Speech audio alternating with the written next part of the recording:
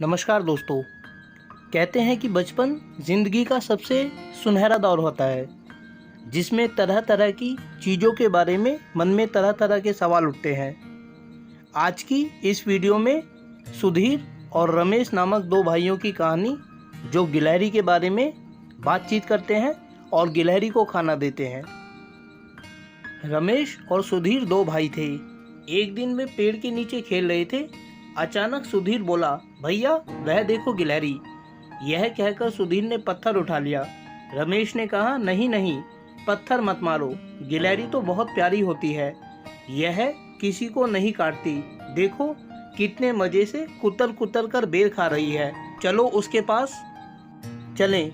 सुधीर बोला, अरे गिलहरी तो पेड़ पर चढ़ गई। रमेश ने कहा, गिलहरी को फल बहुत अच्छे लगते हैं, इसे मूंगफली भी बहुत अच्छी लगती है, अगर इसे मूंगफली दें तो यह हमारे पास आ जाएगी। सुधीर ने एक मूंगफली गिलहरी को दिखाकर फेंकी। गिलहरी बड़ी तेजी से नीचे उतरी। वह मूंगफली उठाकर पेड़ की एक डाल पर चढ़ गई। वह कुतर कुतर पर मूंगफली खाने लगी। रमेश बोला, देखो गिलहरी के शरीर पर कितने सुंदर धारियां हैं, इसके बाल बड़े मुलायम है। सुधीर ने कहा, भैया यह गिलहरी बहुत सुंदर है, आओ इसे पकड़ें, मैं इसे घर ले जाऊंगा। रमेश बोला, सुधीर गिलहरी बड़ी फुर्तीली होती है, इसे पकड़ना आसान काम नहीं, जरा सी आवाज़ होते ही यह पेड़ पर चढ़ जाती है। सुधीर ने पूछा, क्या गिलहरियां पेड़ पर रहती हैं?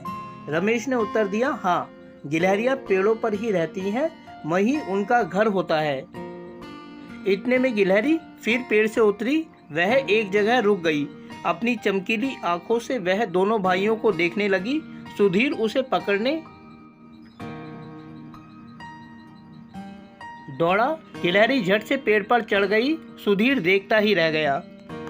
तो देखा दोस्तों आपने, एक छोटी सी कहानी गिलहरी के बारे में, किस तरह से रमेश और सुधीर गिलहरी के बारे में बात करते हैं और गिलहरी को पकड़कर अपने घर ले जाने की बात सोचते हैं। लेकिन दूसरा भाई बताता है कि गिलहरियां जंगलों में रहती हैं और इन्हें फल खाना तथा मूंगफली खाना बहुत अच्छा लगता है।